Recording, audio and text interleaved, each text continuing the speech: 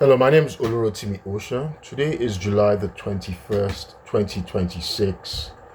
Today I want to do something a little bit different. I want to introduce a concept of history, a concept of analyzing history called the cyclical, sort of like a cyclical theory of civilizations or empires, right? So empires are supposed to rise and fall. And of course, there have been different social scientists, historians, or philosophers, or even economists, right, who've analyzed history. And sometimes, uh, some claim to be more scientific than others.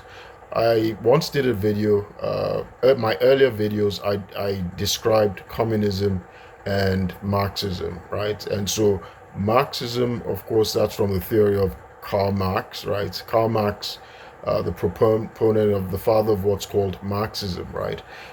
He describes history in terms of class struggle, right? Class struggle and um, pivoting on economic determinism, right? Economic determinism. So he says material, um, materialism or economic, economic significance is what propels history in this class struggle, in what he calls dialectics of historical materialism, right? So thesis versus antithesis. So you can watch my earlier videos and you see where I describe that.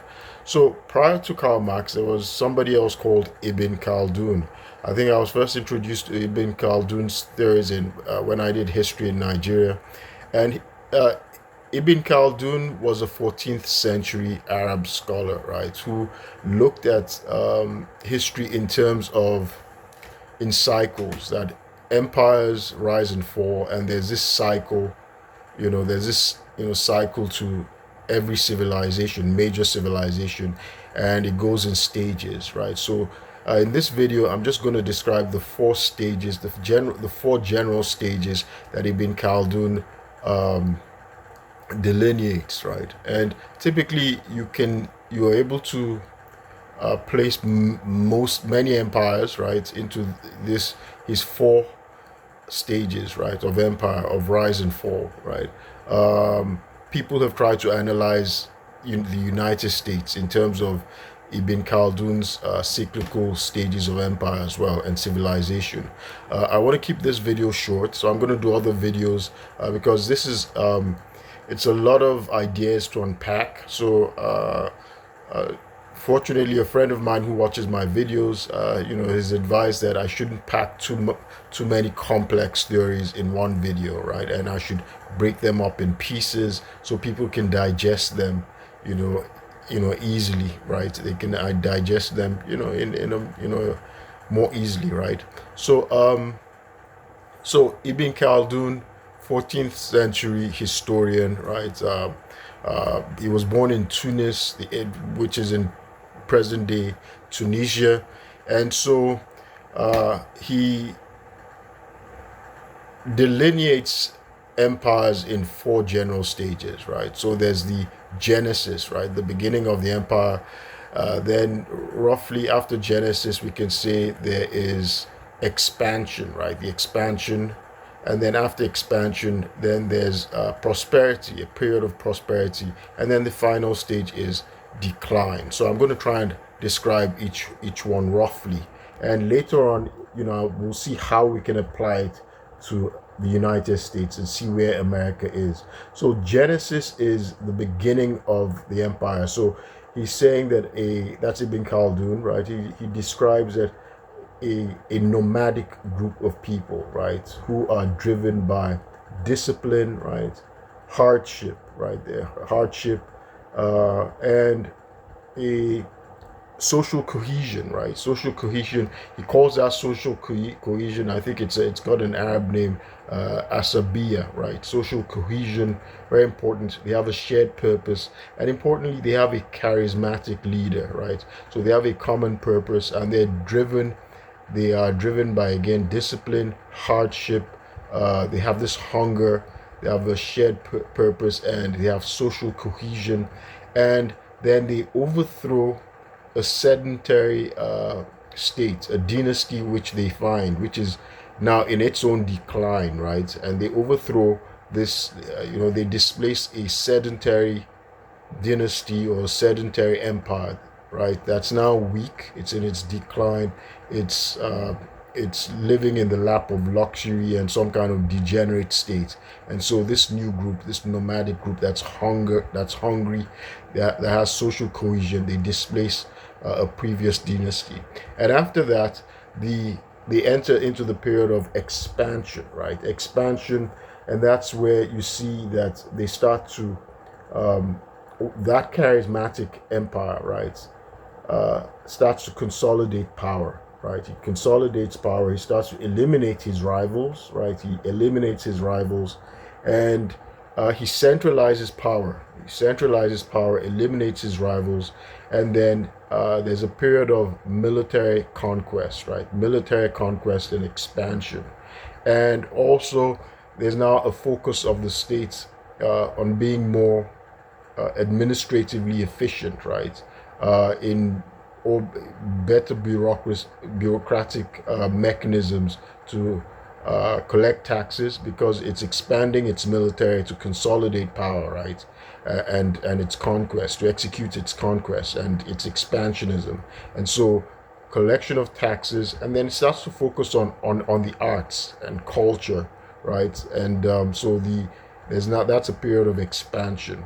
Now, after the period of expansion and of course the consolidation of empire, the consolidation of power, and then it might coincide with autocratic rule, right? That one charismatic leader eliminates its rivals, consolidates power, centralizes power, and then might establish a dynasty, right? Its own dynasty.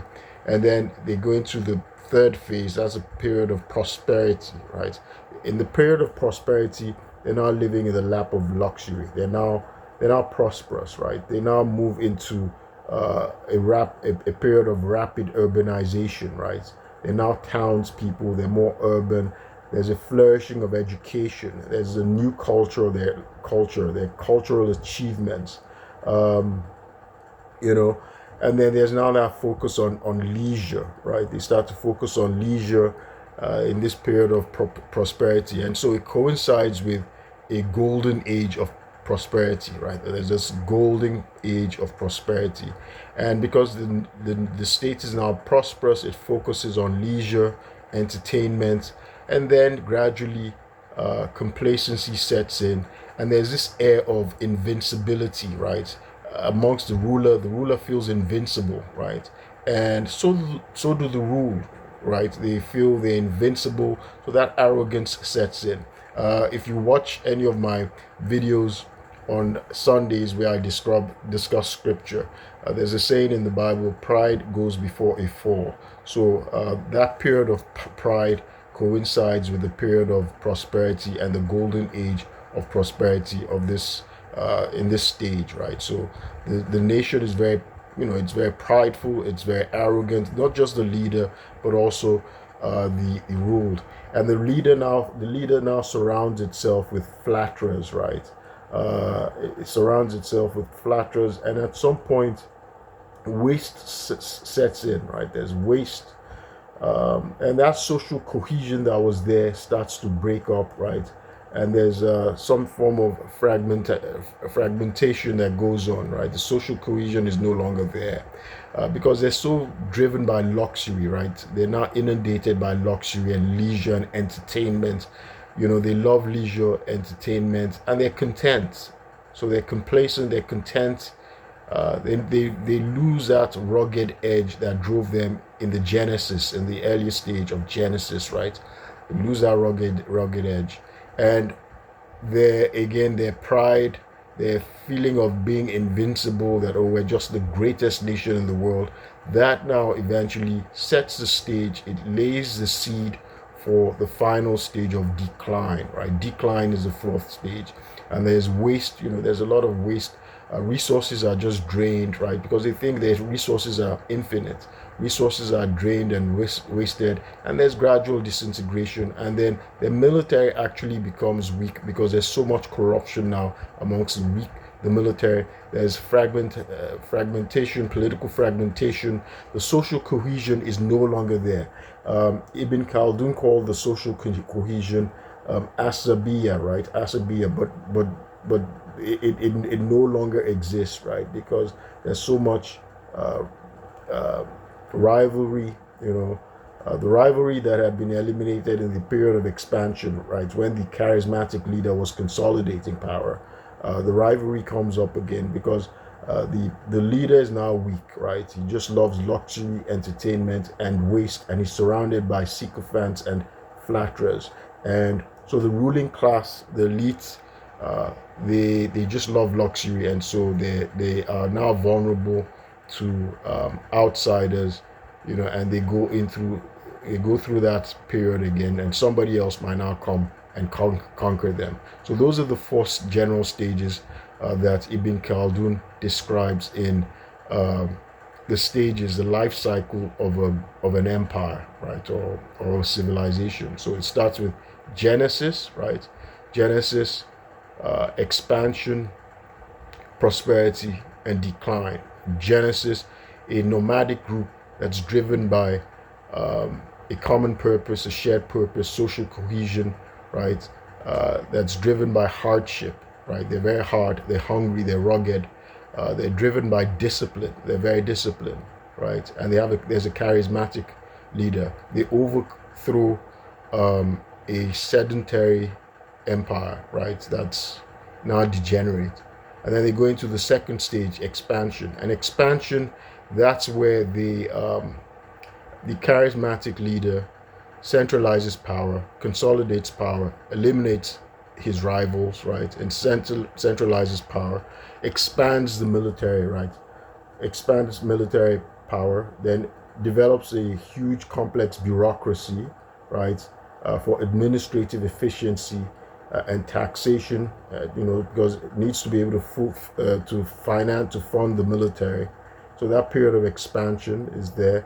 And after expansion comes in the period of prosperity, the golden age of prosperity, where they now want to start spending, the dividends of their rewards. They want to now start engaging in luxury. They're living in the lap of luxury. They love leisure more. They want entertainment more.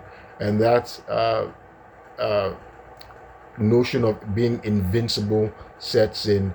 It overcomes the ruler and the ruled. So they feel invincible, they feel complacent, they feel content, and then they eventually start to waste their resources, right? And there's disintegration, the social cohesion leaves, right? And that common purpose leaves them. And of course, the decline, the final stage sets in. Decline and disintegration. So that's it. Ibn Khaldun's 4 stages of civilization. My name is Olorotimi Osha. I'll keep you posted. Thank you.